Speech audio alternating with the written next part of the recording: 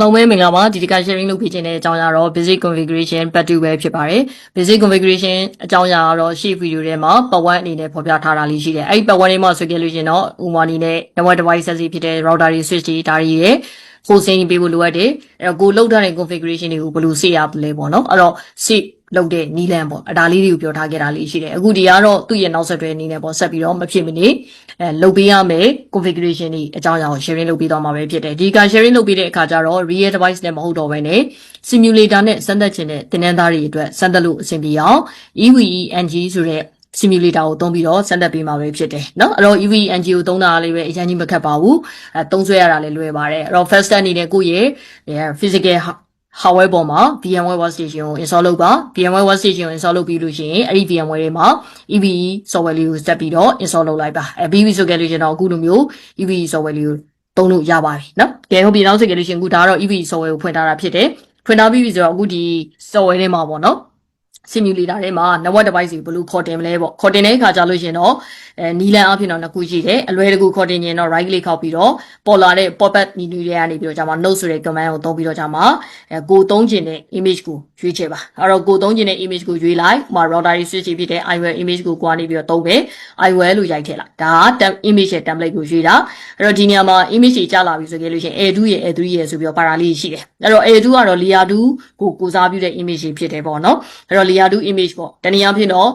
OSI layer အရပြောမယ်ဆိုကြလို့ရှိရင် layer 1 to 70ရှိတဲ့ထဲမှာ layer 2မှာအလုပ်လုပ်နေတဲ့ image ကို A2 ဆိုနဲ့ကိုစားပြုတယ်ပေါ့နော်အဲ့တော့ဒါဒီနေရာမှာတော့ဟို simulator ဖြစ်တဲ့အတွက်ကြောင့်ခြားနားချက်လေးတစ်ခုတော့ရှိပါတယ်အဲ့ဒါတော့ပြီးလို့ရှိရင်ဟိုနောက်ပိုင်း configuration ကိုတင်တဲ့အခါကျလို့ရှိရင်ဘာခြားနားချက်ရှိတယ်ဆိုတဲ့အကြောင်းအရာလေးရှင်းပြပေးသွားမယ်နော်အဲ့တော့အခုလောလောဆယ်တော့ A2 လေးရွေးလိုက်တယ်ဒါကတော့ကိုယ့်ရဲ့ lab ထဲမှာအသုံးပြုမဲ့ device အရေးအတွက်ကို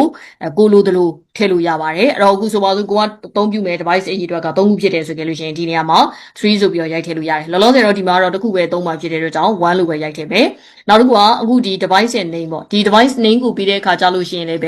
ဲအမှန်တကယ် real project လုပ်တဲ့ကဲသူရဲ့ပေါ့နော်အဲ့တော့ကိုယ့်ရဲ့ real project ထဲမှာ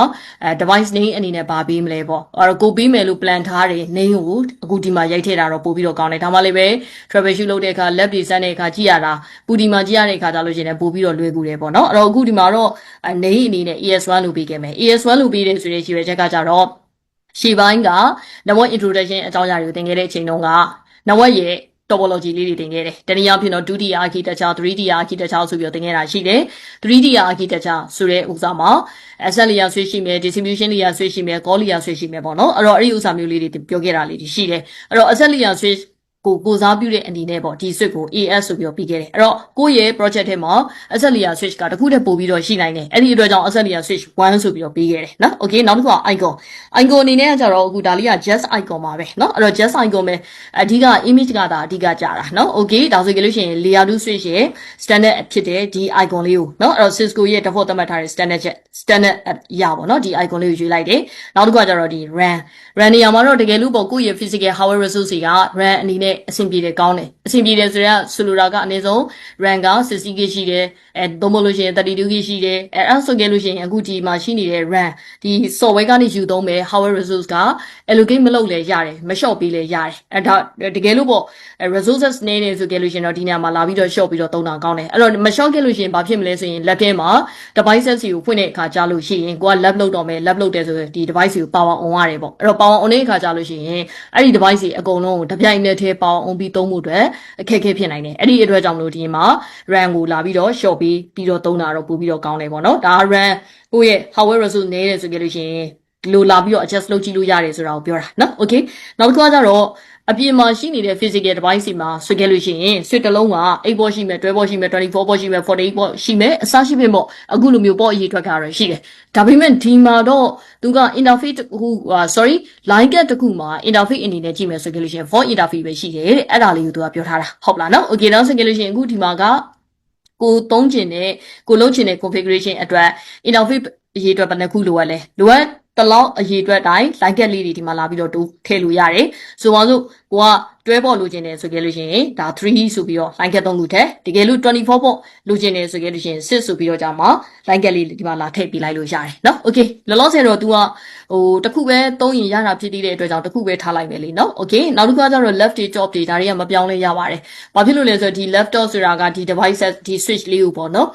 အခုလက်ရှိရှိနေတဲ့ EVE ရဲ့ဘယ် position နေရာမှာလက်ရှိမြင်နေရတဲ့ appearance ဟိုနေရာမှာပေါ့เนาะဘယ်နေရာမှာ तू ကထားခြင်းလဲဆိုတဲ့အထိပ္ပယ်ဒါက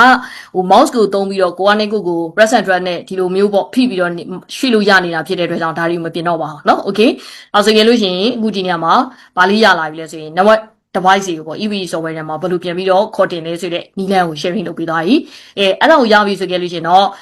့တကယ်လုံးဝမယ့်ပုံစံကတော့အခုဒီ switch ကိုပေါ့နော် console cable တက်ရမယ်အဲ့တော့ switch ရဲ့ console interface အဲ့ဒီ console interface မှာ console cable တက် network engineer ရဲ့ laptop နဲ့ချိတ်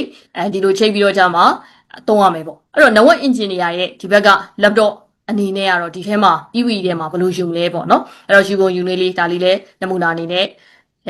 လောက်သွားအောင်မယ်ဒီမှာတော့ VPC virtual PC ဆိုပြီးတော့ဒါလေးရွေးလိုက်ပါเนาะအဲ့တော့ဒီမှာလည်းထုံနီ၎င်းပါပဲအဲ့တော့ကိုလိုချင်တဲ့ e အတွက်ဒီမှာရွေးလို့ရတယ်ဒီမှာလည်း just icon ပါပဲเนาะအဲ့တော့ just icon ဆိုဟိုကိုသုံးချင်တဲ့ icon လေးသုံးပေါ့เนาะ okay ပြီးလို့ရှိရင် save ဆိုလုပ်လိုက်ဒါဆိုရင်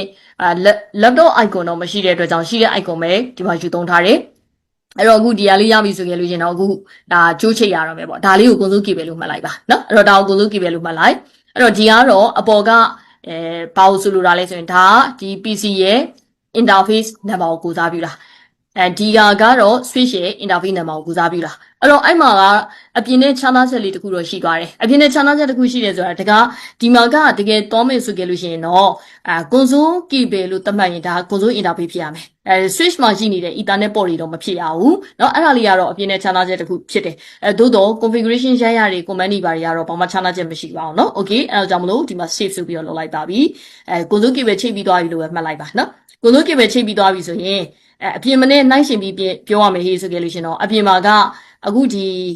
network engineer ရဲ့ laptop เนาะအဲ့တော့ network engineer ရဲ့ဒီ laptop လေးမှာဘာရှိဖို့လိုအပ်လဲဆိုကြလို့ရှင် terminal software ဖြစ်တဲ့ Booty software ရှိဖို့လိုအပ်တယ်เนาะနောက်တစ်ခါကျတော့ဒီ console driver လေးကိုလည်းပဲဘာလုပ်ထားဖို့လိုအပ်လဲဆိုရင် driver installation လုပ်ထားဖို့လိုအပ်တယ်အဲ့တော့ကိုကအဲ့ဒီဥစ္စာတွေအစင်းနဲ့ပြင်ပြီးသားရှိနေပြီလို့ပဲမှတ်လိုက်မယ်အဲ့တော့အဲ့ဒီဥစ္စာတွေအစင်းနဲ့ရှိနေပြီဆိုပြီးတော့စဉ်းစားကြည့်မယ်ဟေးဆိုရင်စစ်ပုံစင်းကြီးပေါ့နော် RAM out နှိပ်လိုက်ပြီ RAM out နှိပ်ပြီးဆိုကြလို့ရှိရင်တော့ဒီကနေပြီးတော့မှ device manager တွေကိုခွာလိုက်ပြီးသွားပြီးတော့အခု device manager တွေမှာဘာရှိရမလဲဆိုရင်အခုဒီ com ဆိုတဲ့နေရာလေးမှာကိုနံပါတ်ဘယ်လောက်နဲ့ပေါ်နေလဲပေါ့အဲ့ဒါလေးကိုကြည့်ဒါကအခုဆိုကြလို့ရှိရင်ဆိုပါစို့ပေါ့ console key ပဲတက်ထားတယ်ပဲယူဆကြည့်အောင်အဲ့တော့ဆိုကြလို့ရှိရင် control လို့ပေါ်နေတာဖြစ်တဲ့အတွက်အဲ့ဒီ control လေးကိုမှတ်ထားပြီးပြီဆိုကြလို့ရှိရင်အပြင်ကလုပ်တဲ့ပုံစံရအောင်ဆိုကြလို့ရှိရင်တော့ဒီ Booty application လေးကိုဖွင့်ပြီးလို့ရှိရင် serial ဆိုတဲ့နေရာမှာ control ဆိုပြီးတော့ဒါလေးရိုက်လိုက်အဲ့ဒါလေးရိုက်ထားပြီးပြီဆိုကြလို့ရှိရင်တော့ network engineer ရဲ့ switch ကို power on လိုက်တာနဲ့တပြိုင်နက်တည်းဒီက open လို့နှိပ်လိုက်လို့ရှိရင် Booty software နဲ့ iOS image နဲ့ချိန်ပြီးသွားပြီเนาะဒီအကြောင်းအရာကိုတော့ရှေ့ပိုင်းကပြောခဲ့တဲ့ video ထဲမှာပြန်ပြီးတော့လေ့လာကြည့်လို့ရတယ်เนาะတကယ် real device နဲ့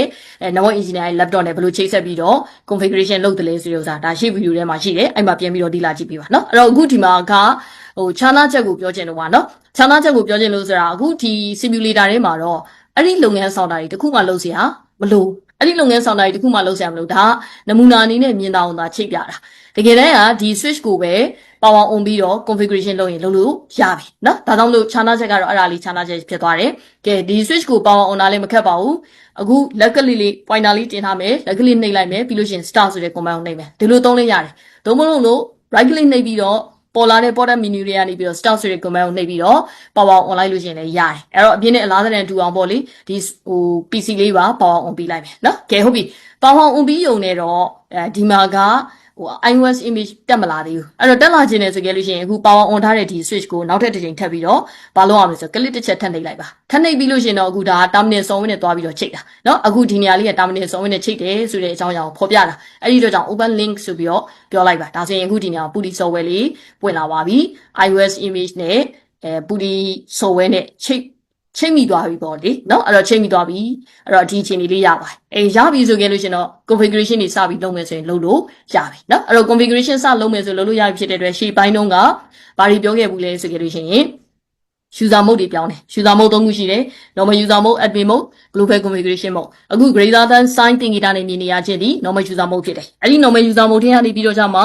admin mode ထဲဝင်ချင်တယ်ဆိုကြလို့ရှိရင်တနည်းအားဖြင့်တော့ privilege access level တွေဝင်ချင်တယ်ဆိုကြလို့ရှိရင် enable ဆိုတဲ့ command ကိုသုံးပြီးတော့ဝင်လို့ရတယ်အခုဒီမှာဆိုကြလို့ရှိရင်တော့ head sign ကြီးပြောင်းသွားပြီဒါဟာ admin mode ထဲကိုရောက်နေတယ်လို့ကိုစားပြုတယ်အဲ့ဒီကနေပြီးတော့ကြာမှာ global config mode ထဲကိုဝင်ချင်တယ်ဆိုရင်တော့ configure terminal သုံးလို့ရှိရင်လည်းပဲ conf t ဆိုပြီးဒီလိုလေးခြိုက်လိုက်လို့ရတယ်ဒါဆိုရင်အခုဒီနေရာမှာ config mode ထဲကိုရောက်နေပြီဆိုတဲ့သင်္ကေတကိုပြောတယ်ကဲအဲ့ဒီအခုလိုမျိုး config mode ထဲကိုရောက်သွားပြီဆိုကြလို့ရှိရင်တော့ကိုလုံးချင်တော့ configuration တွေစပြီးတော့လုပ်လို့ရပါတယ်အဲ့တော့ရှေ့ပိုင်းမှာပြောခဲ့တဲ့အတိုင်းပဲတကယ်လို့ hosting ပေးခြင်းနဲ့ဆိုကြလို့ရှိရင် capital letter ပေးရမယ် capital letter နဲ့ရိုက်ရမယ်ပြီးလို့ရှိရင် organization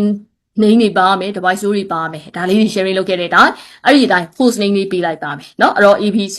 ဒါ company name လို့မှတ်လိုက် device ရဲ့ row က asset layer မှာရှိနေတဲ့ row ဖြစ်တဲ့အတွက် asset layer switch ဆိုပြီးတော့ဒီလိုလေးနာမည်ပေးလိုက်မယ်ဒါဆိုရင်လို့ရှိရင် switch ကနေပြီးတော့ကြာမှာကိုပေးလိုက်တော့ naming ပြောင်းသွားတာကိုတွေ့ရပါမယ်ဒါက configuration လုပ်လိုက်တာပါပဲเนาะအဲ့တော့မဖြစ်မနေဒါလုပ်ကိုလုပ်ရမယ်အကြောင်းအရာဖြစ်တယ်အဲ့တော့အခုဒီနေရာမှာ host name ပေးပြီးဆိုရင်ကိုလုပ်ထားတဲ့ configuration ကိုတင်ကျင်တယ်ဆိုကြလို့ရှိရင် right man အစားရှိပြမှာ copy running config static config ဒါမျိုးလေးတွေတင်ရင်လည်းရတယ်ဒါပေမဲ့ဒီနေရာမှာတော့ right ဆိုတဲ့ command နဲ့တင်နေရတာဖြစ်တဲ့အတွက် right ဆိုတဲ့ command ကိုသုံးပြီးတော့တင်လိုက်ပြီးသို့တော့ရှေ့မှာ do ခံပြီးတော့ရရတာကသူကလက်ရှိရောက်နေတဲ့နေရာဒီ global configuration mode ဖြစ်တယ် global configuration mode ထဲမှာတင်ကျင်နေဆိုကြလို့ရှိရင်တော့ do ခံပြီးတော့တင်ရတယ်เนาะဒါကြောင့်မလို့ do right ဆိုပြီးတော့တင်လိုက်ပြီတင်လိုက်တာနဲ့အခုလက်ရှိဒီနေရာမှာတင်လိုက်ပြီဆိုတော့ log message လေးတက်လာပြီအဲ့တော့အခုဒီမှာကလက်ရှိရောက်နေတဲ့ global config mode ထဲကပြန်ထွက်ချင်တယ် exit နဲ့ထွက် admin mode ထဲကိုရောက်တယ် admin mode ထဲကနေပြန်ထွက်ချင်တယ်ထွက်လိုက်ငကိုကွန်ဆိုးတက်ထားတဲ့ keyboard ကိုရောက်အဆင့်ကိုရောက်သွားပြီအဲ့တော့ဒီမှာပေါ်ပြနေလဲဆိုရင် abc underscore es1 ဆိုတဲ့ device လေးရတဲ့ကွန်0ဆိုတာကွန်ဆိုး keyboard ကိုပြောတာ now available သုံးမယ်ဆိုရင်သုံးလို့ရပြီတဲ့သုံးချင်ရင် press return to get started enter ခောက်ပြီးတော့သုံးလိုက်ပါတဲ့ enter ခောက်လိုက် enter ခောက်လိုက်တဲ့အခါချက်ချင်းပဲတန်းပြီးတော့ဘယ် mode ထဲကိုရောက်သွားလဲဆိုတော့ normal user mode ထဲကိုရောက်တယ်အဲ့တော့အဲ့ဒီလိုမျိုးဝင်ကျင်တိုင်းအလွယ်တကူဝင်လို့ရနေတယ်ဆိုကြလို့ရှိရင်လုံခြုံမှုမရှိ security မကောင်းအဲ့ဒီအတွက်ကြောင့်ဒီနေ့ဆက်ပြီးတော့ဘာတွေလေ့လာဖို့လိုရလဲဆိုရင်security အရာ authenticate လုပ်မဲ့ command လေးတွေလေ့လာဖို့လိုရတယ်အဲ့တော့အခုလိုမျိုးပေါ့enter ခောက်ပြီးတော့ဝင်လိုက်တယ်ဝင်ခွင့်မပေးဘူးချက်ချင်းတန်းပြီးတော့ကိုက verify လုပ်စေချင်တယ်အဲ့ဒီလိုမျိုး verify လုပ်စေချင်တယ်ဟိဆိုကြလို့ရှိရင်ဘာလုပ်လို့ရလဲဆိုတော့ authentication လုပ်လို့ရတယ်အဲ့တော့ authentication ရပြောမယ်ဆိုကြလို့ရှိရင်တော့admin mode ထဲကိုဝင်တဲ့အခါမှာ admin mode ဆိုတာအခုလက်ရှိရောက်နေရ normal user mode အဲ့ဒီ normal user mode ကနေ en ဆိုပြီးတော့ enter ခောက်လိုက်ရင် admin mode ထဲကိုရောက်တယ်အဲ့ဒီ admin mode ထဲကိုရောက်တဲ့အခါမှာ password တောင်းစီချင်တယ်ဆိုရင်အဲ့ဒါ enable password တောင်းတယ်လို့ဆိုလိုတယ်အဲ့ဒီလိုမျိုးမဟုတ်ဘဲနဲ့အခုလိုမျိုးပဲ press return to get started ဆိုပြီးတော့ console key ပဲတက်ထားတဲ့ condition ကနေပြီးတော့မှအဲ့ဒီ normal mode ထဲကိုရောက်ဖို့အတွက်ကိုပဲ password authenticate လုပ်ချင်တယ်ဆိုကြလို့ရှိရင်တော့ console password သတ်မှတ်တယ်လို့ဆိုလိုချင်းဖြစ်တယ်ဒါကြောင့်မလို့ password အရာ authentication ရပြောရင်2မျိုးရှိတယ် enable password ရှိမယ် console password ရှိမယ်ပေါ့ဟုတ်လားနော်အဲ့တော့အခုဒီမှာကတော့ enable password လေးစပြီးတော့လေ့လာကြည့်အောင် enable password ကို configure လုပ်ဖို့အတွက်အရင်ဆုံး admin mode ထဲဝင်လိုက်ပါပြီးပြီဆိုရင်တော့ global config mode ထဲဝင်လိုက်ပါဝင်ပြီးတာနဲ့ဘာသတ်မှတ်ရမလဲဆိုတော့ enable password ဆိုတဲ့ command လေးရိုက်လိုက်ပါเนาะ enable password ပြီးရင်ကိုပေးချင်တဲ့ password ကိုရိုက်ထည့်လိုက်ပြီးပြီဒါလေးပဲเนาะ enable password ဆိုတာ command ဖြစ်တယ် abc ဆိုတာ password ဖြစ်တယ် okay ဒါဆိုရင် exit နဲ့ထွက်မယ် exit နဲ့ထွက်မယ်ကဲအခု console key ပဲတက်ထားတဲ့ condition ကိုရောက်သွားပြီရောက်ပြီး enter ခောက်လိုက်ပြီ enter ခောက်လိုက်တဲ့အခါမှာဘယ် mode ထဲကိုရောက်လဲဆိုတော့ admin mode ထဲကိုရောက်တယ် sorry normal mode ထဲကိုရောက်တယ်အဲ့ဒီကနေပြီးတော့အခုစပြီး en ဆိုပြီးတော့ရိုက်လိုက်ပြီရိုက်လိုက်တဲ့အခါမှာရင်လိုဝင်ခွင့်မပေးတော့အခုဘာလုပ်လဲဆိုတော့ password ဆိုပြီးတော့လှမ်းပြီးတော့တောင်းပြီဆိုတော့ abc ရိုက်တဲ့ချိန်မှာဘာမှမမြင်ရပါဘူးကိုပေးခဲ့တော့ password ကိုမှန်အောင်သာရိုက်ပါပြီးရင် enter ခါလိုက်ပါအဲ့တော့အခုဒီနေရာမှာဘယ် mode ထဲကိုရောက်သွားပြီလေ admin mode ထဲကိုရောက်ပြီကဲဒါဆိုရင်တော့ဘာလို့ပေးတတ်ပြီလဲဆိုတော့ enable password တော့ပေးတတ်ပြီเนาะအဲ့တော့ enable password ကိုပေးတတ်ပြီဆိုတော့အခုဒီတစ်ခါဘာပြန်လုပ်ကြည့်မလဲဆိုကြလို့ရှိရင်ကိုပေးခဲ့တဲ့ password ကိုပေါ့ show run ဆိုပြီးတော့ပြန်ခေါ်ကြည့်အောင်ပြန်ခေါ်ကြည့်မယ်ဆိုတော့အခုဒီနေရာမှာ enable password ဆိုပြီးတော့ပေးထားတာရှိတယ်ပေးထားတာ password ကဘာဖြစ်နေလဲဆိုတော့ abc ဆိုပြီးတော့ plain text နဲ့ပေါ်နေတယ်เนาะအဲ့တော့ abc ဆိုပြီးတော့ plain text နဲ့ပေါ်နေတာဖြစ်တဲ့အတွက်အဲ့ဒီ abc plain text နဲ့ကိုကမမြင်ချင်ဘူးencrypt လုပ်ချင်တယ်ဆိုရင်လုပ်လို့ရလားရတယ် encrypt လုပ်မယ်ဆိုကြလို့ရှိရင်တော့ဘယ်လိုလုပ်ရလဲဆိုရင်နီးလန်းကိုလည်းပဲဆက်ပြီးတော့ပြောပြပေးမယ်အဲ့တော့အခုဒီမှာဆက်ပြောစရာရှိတာက more ဆိုတဲ့ command လေးအဲ့တော့ဒီနေရာမှာ sorry စာသားလေးပေါ့ more ဆိုတဲ့ဒီစာသားဟာလက်ရှိဒီ show run နဲ့စစ်တဲ့ချိန်မှာနောက်ထပ်ပြီးတော့ပေါ့အောက်မှာတဲ့ long message တွေရှိသေးတယ်ကြည့်လို့ရတယ်ဆိုတော့အဲ့မှာကြည့်တဲ့အခါကျလို့ရှိရင် enter ခောက်ပြီးတော့ကြည့်ရင်စက်နှစ်ပိုင်းစက်နှစ်ကြည့်တာတကြောင်ပြီးတကြောင် space ပုတ်တယ်ဆိုကြလို့ရှိရင် paragraph တစ်ခုစာလိုက်ကြည့်တာစစ်တာเนาะအဲ့လိုပေါ့ဒါတော့ enter ခောက်ပြီးတော့ sim လား space ပုတ်ပြီးတော့ sim လား content တက်ရအောင်သုံးလို့ရတယ် enter ရဲ့ space bar ရဲ့ပေါ့နော်တစ်ခုရှိတယ်ကိုကြိုက်တာကိုသုံးပါ okay အဲ့တော့ဒီနေရာမှာ line ကွန်0ဆိုတဲ့ဥစားလေးကဘာကိုကိုစားပြုလဲဆိုရင်တော့ console interface ကိုကိုစားပြုပါတယ်ဒါကြောင့်မလို့ဒီ console interface အောက်ကိုသွားပြီးတော့ကြာမှာ password ပေးခြင်းတာဒါ console password ပေးခြင်းဖြစ်တယ်ဒါကြောင့်မလို့အခုဒီတစ်ခါတော့ဘာ password ပေးမလဲဆိုရင် console password ကိုပေးတော့မယ်ဒါကြောင့်မလို့ line ကွန်0အောက်ကိုဝင်လိုက်ပြီးဝင်ပြီးရင် password ဆိုတဲ့ command လေးကိုရိုက်လိုက်ပြီးရိုက်ပြီးရင်123ကအဲ့ဒါ console password ကိုပေးတာကဲ console password လည်းပေးတတ်ပြီနော်ကြာပြီ exit နဲ့ထွက်ကဲထွက်လိုက်ပြီ exit နဲ့ထွက်လိုက်ပြီဆိုအခုနေ enter ခောက်ရင် तू ကဘာတောင်းရတော့မှလဲဆို console password တောင်းရမှာ console password မတောင်းဘူးမတောင်းမဲနဲ့အခုဘယ်ထဲကိုရောက်သွားလဲဆိုတော့ normal user mode ထဲကိုတန်းပြီးတော့ရောက်သွားတယ်ဘာလို့မတောင်းတာလဲဟုတ်တယ်မတောင်းဘူးဘာကြောင့်လဲဆိုတော့ console password ကတဲ့ तू ကပေးပြီးလို့ရှင် activate လုပ်ရတယ်တဲ့ तू က activate လုပ်မပေးခဲ့ဘူးเนาะအဲ့တော့အခုဒီညမှာရိုက်ခဲ့တဲ့ command ထဲမှာဆိုခဲ့လို့ရှင် activate လုပ်ပေးခဲ့တာမရှိတဲ့အတွက် activate က login ဆိုတဲ့ command လေးကိုသုံးပြီးတော့ activate လုပ်ပေးရကဲအခု activate လုပ်လိုက်ပြီเนาะ login ဆိုတဲ့ command လေးသုံးပြီးတော့ activate လုပ်လိုက်ပြီအဲ့တော့ဒီမှာလည်းတစ်ခုပြောစရာရှိပါတယ်အခု line ကွန်0အောက်ကိုဝင်လိုက်တဲ့အခါမှာလက်ရှိရောက်နေတဲ့နေရာဒီဘယ်အောက်မှာရောက်နေလဲဆိုတော့ console interface အောက်ကိုရောက်နေတယ်တဲ့အဲ့တော့ console interface အောက်ကနေပြန်ထွက်မယ်ဆိုရင် config mode ထဲကိုရောက်မယ် config mode ကနေပြန်ထွက်ရင် admin mode ကိုရောက်မယ် admin mode ကပြန်ထွက်ရင် normal user mode ကိုရောက်မယ်အစစ်စစ်ထွက်ရမယ်ပေါ့နော်အဲ့လိုမျိုးမထွက်ချင်ဘူးဆိုရင် m ဆိုတဲ့ command ကိုသုံးပြီးတော့ထွက်လိုက်လို့ရပါတယ်ဒါကြောင့် n နဲ့ထွက်လိုက်ပြီကဲအခုဒီမှာကြည့်တော့မယ်နော် show run နဲ့ခေါ်ကြည့်မယ် show run နဲ့ခေါ်ကြည့်လိုက်လို့ရှိရင်အခုဒီမှာကိုရိုက်ခဲ့တဲ့ပေးခဲ့တဲ့ running config ဒီမှာ line ကို0လို့ခေါ်တဲ့ console interface အောက်မှာ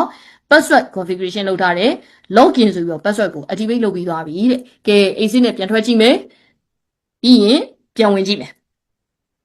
ကဲဒီမှာကျတော့ဘာခြားနားချက်ဖြစ်သွားလဲဆိုတော့ user access verification ဆိုတဲ့ log message လေးလာပြီအဲ့တော့အရင်တုန်းကအဲ့ဒီ log message မကြောက်ဘူးမမြင်ရအောင်အခုကျတော့ကို verify လုပ်ခိုင်းပြီကဲမင်း console interface အောက်ကိုဝင်တော့မှဖြစ်တဲ့အတွက်ကြောင့် console password ရိုက်တယ်တဲ့လာတောင်းပြီ1 2 3မှန်အောင်ရိုက်ပြီလားမှန်တော့ normal user mode ထဲကိုရောက်သွား en enable password တောင်းလိုက်မယ်ကိုပေးခဲ့တော့ enable password ကိုရိုက်တယ်ကဲတောင်းဆိုခဲ့လို့ရှိရင် console password လည်းပေးတတ်ပြီ enable password လည်းပေးတတ်ပြီ admin mode ထဲဝင်မယ် enable password လည်းပေးတတ်ပြီဟုတ်ပြီနော်အဲ့တော့အခုပေးခဲ့တော့ password ဒီအကုန်လုံးကပြောမယ်ဟိဆိုခဲ့လို့ရှိရင်ဘယ်လိုနဲ့ပေါ်နေတာလဲဆိုတော့ plain text နဲ့ပေါ်နေတာเนาะအဲ့တော့ plain text နဲ့ပေါ်နေတာဖြစ်တဲ့အတွက်အဲ့ဒီပေါ်နေတော့ plain text ကို encryption လုပ်ချင်တယ်ဆိုခဲ့လို့ရှိရင်တဲ့အခုပြောမယ့် command တွေလောက်ရပါတယ် service password encryption ဆိုတဲ့ command လေးရိုက်လိုက်ပါသူကအခုလက်ရှိနေတဲ့တဲ့ password ဒီเนาะအခုလက်ရှိဆိုတာက enable password ရှိတယ် console password ရှိတယ်လက်ရှိပေးပြီးသား password တွေကိုပေးပြီးသား password ပဲဖြစ်နောက်တစ်ချိန်မှာပေးမယ် password တွေကိုပဲဖြစ်နှစ်ခုလုံးတက်ကို coverage ဖြစ်တယ်ဒီ command လေးကဒါကြောင့်မလို့အခုဒီနေရာမှာ password နဲ့ပတ်သက်ပြီးတော့ encryption လုပ်ပြီးတဲ့ service ဖြစ်တယ်ဘာ password မှရိုက်စရာမလိုဘူးเนาะသူကသာသူ encrypt လုပ်တဲ့ service ဒါလေးပဲဒါကိုရိုက်လိုက်လို့ရှိရင်ပေးပြီးသား password တွေပေါ်မှာလည်းတွားပြီးတော့ encrypt လုပ်သွားပေးမယ်နောက်တစ်ချိန်မှာပေးမယ် password တွေကိုလည်းပဲ encrypt လုပ်တာကိုတွားပြီးတော့တွေ့ရပါလိမ့်မယ်နော်ကဲဟုတ်ပြီနောက်ဆက်ကြလို့ရှိရင်အခုဒီမှာကြည့်မယ်နော်စစ်ကြည့်မယ် show run နဲ့စစ်လိုက်ပြီအရင်တုန်းက password မှာ abc ဆိုပြီးတော့ပေါ်တယ်အခုဒီနေရာမှာ abc လို့မမြင်ရတော့ပါဘူးအဲ့လိုမျိုးပဲ line ကွန်0မှာ1 2 3လို့ရိုက်ခဲ့ပါတယ်အခု1 2 3ဆိုတာမမြင်ရတော့ပါဟုတ်ပြီနော် okay နောက်ဆက်ကြလို့ရှိရင်တော့ဘာလို့တည်သွားပြီလဲဆိုကြလို့ရှိရင်password လည်းပေးတတ်ပြီ enable password ပေးတတ်ပြီ console password ပေးတတ်ပြီ plain text နဲ့ပေါ်နေတဲ့ဥစ္စာကိုဘာအနေနဲ့ကိုကပြန်ပြောင်းလိုက်ပြီလဲဆိုရင်လက်ရှိ encryption အနေနဲ့ service password encryption ဒါလည်းလုပ်တတ်ပြီအဲ့ဒါလုပ်တတ်ပြီဆိုကြလို့ရှိရင်နောက်တစ်ခုဘာလုပ်မလဲဆိုရင်ကိုပေးထားသော password ကိုပြန်ဖြတ်ချင်တယ်ဆိုရင်ရှေ့က no ခံလိုက်တာ no